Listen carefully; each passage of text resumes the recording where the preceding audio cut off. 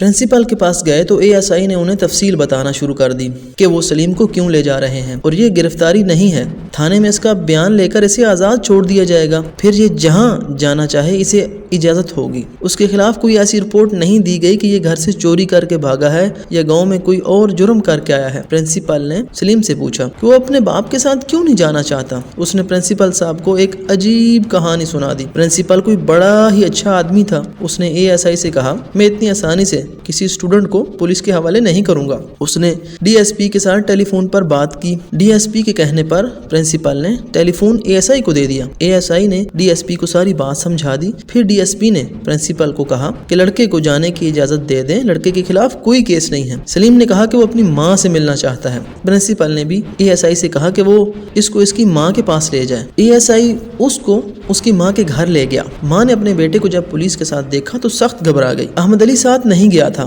माँ ने अपने खावंद को बुलाया। सलीम ने उन्हें सारा माजरा सुना दिया। आखिर सलीम को ASI रेलवे स्टेशन पर ले गया। अहमद अली वहीं पर उसका इंतजार कर रहा था। वहाँ उन्होंने देखा कि माँ अपने खामिद के साथ आ रही है। वो दोनों उसी गाड़ी में सवार हो गए जिसमें सलीम को ले जाया जा रहा था। मैंने सलीम को अंदर बुलाया। वो वाकई खूबसूरत नौजवान था। उसने बयान दिया, मैंने बाप की हमेशा इज्जत की है और उसका हर हुक्म माना है, लेकिन मैं जब बुरा और भला समझने के काबिल हुआ तो मुझे पता चला कि मेरा बाप एक बद किरदार आदमी है। मेरी माँ यानी अहमद अली की दूसरी बीवी हर वक्त बनी ठनी रहती थी। मैं उसे सगी माँ समझता था, लेकिन बड़े होकर मुझे उसका हर वक्त का मेकअप और नाज नखरे अच्छे न लगे। ये बाज़ हरकतें बाजारी सी करती थी। मेरी उम्र 17 साल हो चुकी थी। अब तो मैं सब कुछ समझने लगा था। 3 जवान औरतों ने मुझे बड़े गंदे पैगाम भेजना शुरू कर दिए। उनमें से एक मेरा रास्ता रोक लेती थी। मैंने खुदा का शुक्र अदा किया कि मैं कॉलेज में दाखिल हुआ और शहर में हॉस्टल में रहने लगा। मैं महीने में 1-2 दिन ही घर आया करता था। एक रोज एक बूढ़ी औरत ने मुझे गली में रोक लिया और कहने लगी, बेटा, खुदा ने तुम्हें अकल भी दी है और शक्ल भी दी है। ये अल्लाह की देन है। ये ना भूलो कि अल्लाह जो देता है वो वापस भी ले लिया करता है और एक दिन अल्लाह के पास वापस चले जाना है। अपने बाप के रास्ते पर न चल पड़ना। मैं तो अल्लाह के रास्ते पर ही चल रहा था, मगर मुझे ये समझ न आई कि मेरे बाप का रास्ता कौन सा है। वो औरत मेरे सर पर हाथ फेर कर चली गई। उसके बाद मुझे अपने बाप का रास्ता नजर आने लगा। ये शख्स औरतों का शिकारी है। सलीम ने अपने बाप की बद किरदारी के 2-3 वाकयात सुनाए और उस जिम्मेदार का नाम लिया जिसकी बीवी का अहमद अली के साथ दोस्ताना था। उसने कहा उसका छोटा भाई अपने आप को बहुत गैरतमंद और दलेर समझता है। एक रोज उसने मुझे कहा कि अपने बाप को समझाओ कि वो इंसान का बच्चा बने, वरना उसकी लाश भी नहीं मिलेगी।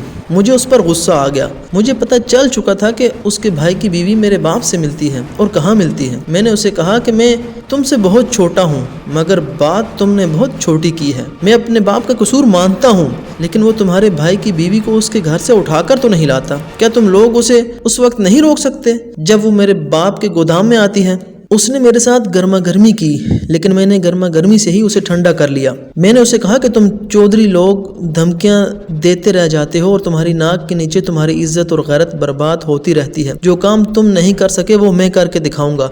अगर ना कर सका तो बाप को कत्ल कर दूंगा, लेकिन तुम वादा करो कि तुम अपनी भाभी को कत्ल करोगे। दोनों इकट्ठे फांसी चढ़ेंगे। वो कुछ देर मेरे मुंह की तरफ देखता रहा, फिर उसने मुझे गले से लगा लिया। कहने लगा कि तुम बद किरदार बाप के नेक बेटे हो। मैंने कहा कि इंतकाम लेना है तो मेरे बाप से लेना, मेरी माँ, मेरी छोटी बहन और भाई पर हाथ ना उठाना। जब 18 साल की उम्र का ये खूबसूरत लड़का बयान दे रहा था तो बार बार मेरे दिल में आया कि इसे गले लगा लूं। मैंने महसूस किया कि इसकी खूबसूरती जिस्मानी नहीं रूहानी थी। इसकी बातों में जादू का असर था।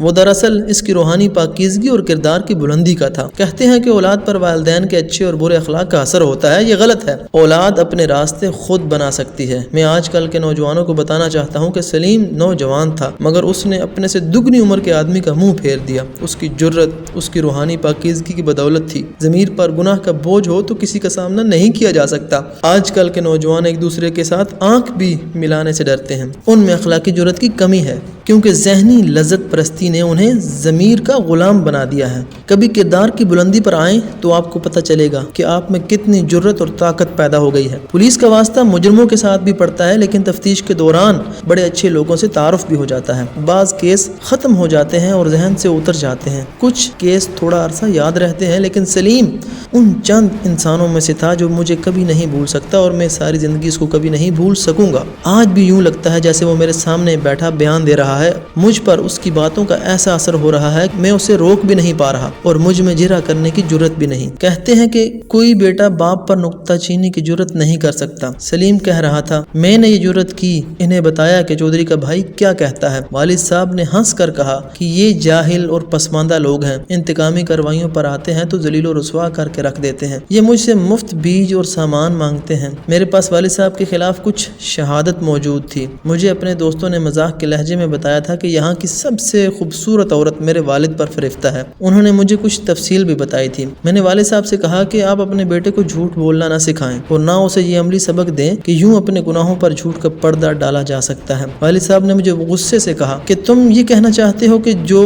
الزام وہ مجھ پر تھوپ رہے ہیں وہ درست ہے؟ میں نے کہا جی میں یہی کہنا چاہتا ہوں. اس نے مجھے دھمکی دی ہے.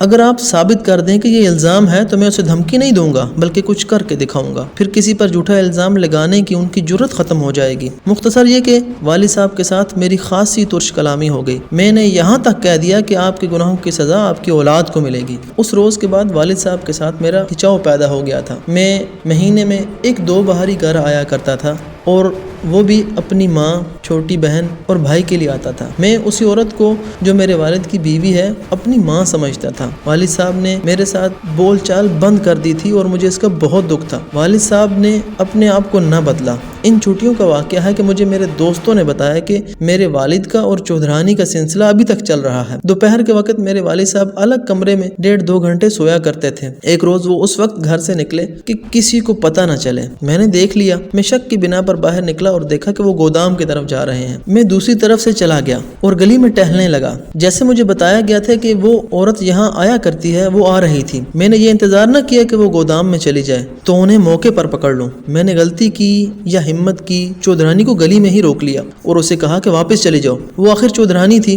اکڑ گئی. مجھے یہ خطرہ محسوس ہوا کہ یہ عورت مجھے ذلیل کرنے کے لیے شور مچا دے گی کہ اس نے مجھ پر دست درازی کی ہے. میں خطرہ اپنے سر لے چکا تھا. میں نے اسے کہا کہ میرا باپ گودام میں موجود ہے. میں یہ بھی کر سکتا تھا کہ تمہیں اندر جانے دیتا اور تمہارے خامند اور تمہارے بھائی کو یہاں بلا لیتا. میں نے تمہارے اور تمہاری خاندان کی عزت کا بہت خیال کیا ہے, اس لیے تم میری بات مان جاؤ اور یہاں سے چلی جاؤ.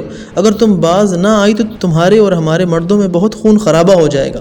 جناب میں آپ کو کیسے بتاؤں کہ یہ عورت کس قدر بد کردار ہے. اس نے میرے ساتھ محبت کا اظہار شروع کر دیا. میں دل میں خوش ہوا کہ اس نے کوئی اور کارروائی نہیں کر ڈالی. میں نے اس کی محبت, جو دراصل محبت نہیں بدی تھی, قبول کر لی اور کہا کہ میرے باپ سے سارے تعلقات توڑ ڈالے, اور وہ مان گئی. میں تو یہ چاہتا تھا کہ جو خون خرابہ مجھے نظر آ رہا ہے وہ ٹل جائے. وہ واپس چلی گئی. 3-4 روز بعد میرے والد صاحب نے مجھے اپنے کمرے میں بلایا اور بولے, تم میرے باپ بننے کی کوشش کر رہے ہو اور تم مجھے بد کرداری سے روکتے روکتے خود اسی عمر میں بد کرداری پر اتر آئے ہو. آئندہ ایسی جرت کی تو میں تمہاری ہڈی پسلی ایک کر دوں گا. میری عمر بہت تھوڑی ہے لیکن میں سمجھ گیا کہ معاملہ کیا ہے. چودھرانی کے ساتھ والد صاحب کی ملاقات ہوئی ہوگی اور اس نے انہیں بتایا ہوگا کہ میں نے اسے روک کر واپس بھیج دیا تھا. والد صاحب نے مجھے جو بد کردار کہا تھا, اس سے میں یہ سمجھا کہ اس عورت نے انہیں یہ بتایا ہوگا کہ میں نے اس کے ساتھ دوستی لگانے کی خواہش ظاہر کی ہے. میں تو پہلے ہی جلا بیٹھا تھا لیکن میں نے والد صاحب سے کچھ بھی نہ کہا. انہوں نے مجھے بہت بری طرح ڈانٹا لیکن میں خاموشی سے سنتا رہا. انہوں نے جب میری جان چھوڑی تو میں اس چودھرانی کے خاوند کے بھائی کے پاس چلا گیا اور اسے بتایا کہ میں نے اس کی بھابھی کو کس طرح رستے میں روک کر واپس بھیجا تھا. اس نے مجھے کیا کہا تھا. میں نے اسے کیا کہا. میں نے اسے کہا, آپ میرے بڑے بھائی ہیں اور باپ بجا ہیں. میں گستاخی نہیں کروں گا. جو کہہ رہا ہوں آپ کے خاندان کی عزت کی خاطر کہہ رہا ہوں. میں نے آپ سے کہا تھا کہ میرا باپ آپ کی بھابھی کو اغوا کر کے گودام میں نہیں لاتا, وہ خود آتی ہے. میں اپنے باپ کے ساتھ بات کر چکا ہوں. وہ میری اس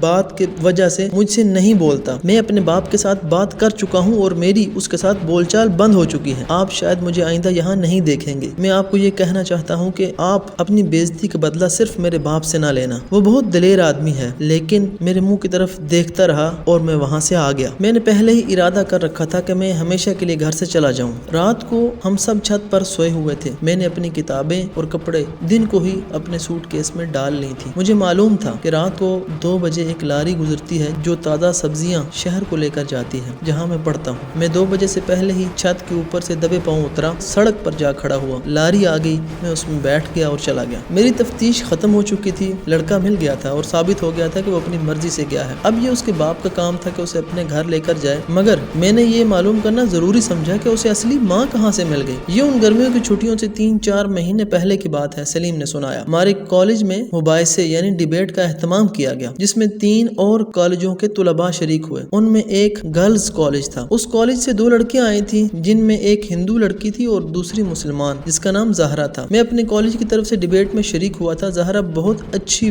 بولی تھی اور یہ لڑکی ویسے بھی مجھے بہت اچھی لگی، بڑی خوبصورت لڑکی ہے۔ ڈیبیٹ کے بعد چائے کا انتظام تھا۔ چائے کے دوران زہرا میرے پاس آ گئی اور میرے بولنے کی داد دینے لگی۔ میں نے اس لڑکی کے معاملے میں اپنی نیت کبھی بھی بری نہیں کی، لیکن اس لڑکی کے متعلق میں آپ کو صاف بتا دیتا ہوں کہ اس نے مجھ پر جیسے جادو سا کر دیا ہو اور میں کچھ ایسے محسوس کرنے لگا جیسے اسے بچپن سے جانتا ہوں۔ وہ بھی تھوڑی سی دیر میں میرے ساتھ بے تکلف ہو گئی، میری طرح وہ بھی سیکنڈ ایئر میں تھی۔ میں نے نیت کی بات کی ہے، خدا گواہ ہے کہ میری نیت بالکل صاف۔ زہرا جب رخصت ہونے لگی تو مجھ سے رہا نہ گیا، میں نے کہہ ہی دیا کہ کہیں ملنے کی صورت پیدا ہو سکتی ہے۔ اس نے ذرا سا بھی نہ سوچا، کہنے لگی کہ چھٹی کے وقت اس کے کالج کے باہر اسے ملوں۔ وہ کالے بھرکے میں رہا کرتی تھی، وہ میرے دماغ پر چھا گئی۔ مجھے رات کو کئی بار خیال آیا کہ اس لڑکی کی آنکھوں میں کوئی ایسا اثر ہے جس سے مجھے شک ہوتا ہے کہ اسے میں نے پہلے بھی کہیں دیکھا ہے۔ میں دوسرے دن اپنے کالج سے نکل کر اس کے کالج کے سامنے جا کھڑا ہوا۔ وہ باہر آئی تو مجھے دیکھ کر بہت تیز تیز چلتی میرے پاس آ گئی، کہنے لگی کہ وہ تانگے پر گھر جاتی ہے، میں تھوڑی دور تک اس کے ساتھ پیدل چلوں۔ میں اس کے ساتھ پیدل چل پڑا۔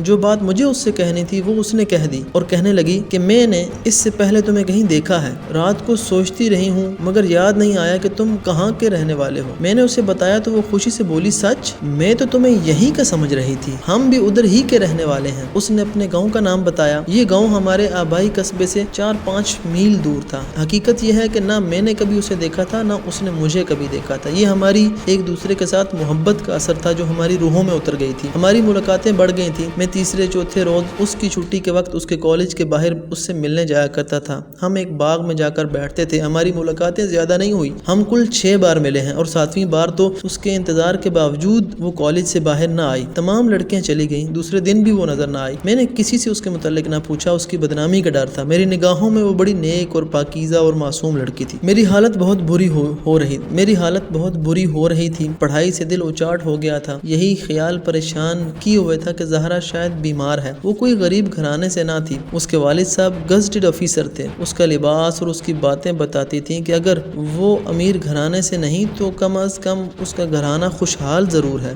اس نے مجھے اپنے گھر کا پتہ اور راستہ وغیرہ بتا دیا تھا، لیکن میں اس کے گھر نہیں جا سکتا تھا۔ چوتھے روز مجھے ہاسٹل کے پتے پر اس کا خط ملا جس میں اس نے لکھا تھا کہ اس کے چھوٹے بھائی نے جو کہ 10ویں جماعت میں پڑھتا تھا اسے میرے ساتھ باغ میں دیکھ لیا تھا۔ کسی غیر مرد کے ساتھ گھومنا پھرنا تو بہت بڑا جرم تھا۔ اس نے لکھا ہے کہ برقعے کا نقاب اٹھانا بھی اس کے والدین کی نگاہوں میں گناہ ہے۔ میں نے بھی خیال نہ کیا کہ وہ باغ میں جا کر چہرے کا نقاب اٹھا دیا کرتی تھی۔ اس نے خط میں لکھا ہے کہ اس کے بھائی نے گھر جا کر بتایا۔ اس کی ماں اور اس کے باپ نے اس سے پوچھا وہ کون ہے۔ اس نے خط میں لکھا کہ اس کے بھائی نے گھر جا کر ماں کو بتایا، ماں نے باپ کو بتایا، دونوں نے اس سے پوچھا کہ اس کے ساتھ کون تھا۔ اس نے میرا نام بتایا اور قسمیں کھا کر کہا کہ ہم دونوں میں کوئی خرابی نہیں ہے، مگر باپ نے 2-4 پڑ مارے اور ماں نے یہ فیصلہ سنا دیا کہ زہرا کو کالج سے ہٹا لیا جائے، چنانچہ اسے گھر میں قید کر لیا گیا ہے۔ خط میں اس نے ایسی جذباتی باتیں لکھی تھی کہ میرا خون ابلنے لگا اور میں رویا بھی۔ خدا نے مجھے بڑا مضبوط دل دیا ہے۔ میں اس وجہ سے بھی دلیر ہو گیا تھا کہ میرے اور زہرا کے تعلقات ایسے ویسے بھی نہیں تھے۔ میں رات بھر سوچتا رہا کہ کیا کروں۔ مجھے زہرا کے ماں باپ پر غصہ آنے لگا، لیکن افسوس اور شرمندگی اس بات پر تھی کہ زہرا کو میری وجہ سے سزا ملی تھی۔ سوچتے اور غصے سے دانت پیستے ساری رات گزر گئی۔ معلوم نہیں میرا دماغ خراب ہو گیا تھا یا روشن ہو گیا تھا۔ میں نے فیصلہ کر لیا کہ زہرا کے ماں باپ سے ملوں گا اور قرآن کو ہاتھ میں لے کر قسم کھاؤں گا کہ زہرا بے گناہ ہے اور آپ اسے مجرم سمجھتے ہیں تو اس کی سزا مجھے دیں۔ میں اس شہر سے چلا جاؤں گا، زہرا کو پڑھنے دیں، اس کی پڑھائی کا شوق تباہ نہ کریں۔ میں نے پرواہ نہ کی کہ میرے ساتھ کیا سلوک ہوگا۔ کالج جانے کے بجائے زہرا کے گھر کی طرف چل پڑا۔ میں نے احتیاط یہ کی کہ زہرا کے والد صاحب کے دفتر چلے جانے کے بعد گیا۔ مجھے یہ بھی معلوم تھا کہ زہرا کا چھوٹا بھائی سکول چلا گیا ہوگا۔ اس سے چھوٹا زہرا نے بتایا تھا کہ تیسری جماعت میں پڑھتا ہے، وہ بھی سکول چلا گیا ہوگا۔ میری ذہنی حالت صحیح نہیں تھی۔ میں نے دروازے پر دستک دی تو ایک عورت نے ذرا سا دروازہ کھولا اور پوچھا کہ کون؟ میں نے کہا خالہ جان میں آپ کا بچہ ہوں، مجھے اندر آنے کی اجازت دیں، ایک ضروری بات کرنی ہے۔ اس نے دروازے کے پیچھے سے کہا بیٹا تم شام کو نہیں آ سکتے، گھر میں کوئی مرد موجود نہیں ہے۔ میں نے کہا خالہ جان میں مسلمان ہوں، گھبرائیں نہیں، آپ کی بیٹی زہرا کے متعلق ایک بات ہے، مجھے اندر آنے دیں۔ یہ سن کر اس نے کہا کہ آ جاؤ۔ میں نے دروازے سے اندر ہو کر زہرا کی ماں کے چہرے کی طرف دیکھا اور میں نے اپنے اندر وہی اثر محسوس کیا جو زہرا کو پہلی بار دیکھتے ہی مجھ پر ہوا تھا۔ یہ اثر اس کی آنکھوں میں تھا۔ میں بھول ہی گیا کہ یہاں اس عورت کی گالیاں سننے آیا ہوں، اور یہ ڈر بھی دل سے نکل گیا کہ زہرا کا باپ گھر ہوا تو مجھے دھکے دے کر نکالے گا۔ میں اچھی طرح بیان نہیں کر سکتا کہ میں نے اس عورت کی آنکھوں میں اور اس کے چہرے پر کیسی پاکیزگی دیکھی۔ یہ کوئی مقدس عورت تھی۔ آپ اسے خوبصورت عورت کہیں گے۔ میرے دل میں آیا کہ میں اس عورت کے پاؤں پر سر رکھ دوں اور رو رو کر معافی مانگوں کہ اس کی بیٹی میری وجہ سے گھر والوں کی نظروں میں بدنام ہوئی ہے۔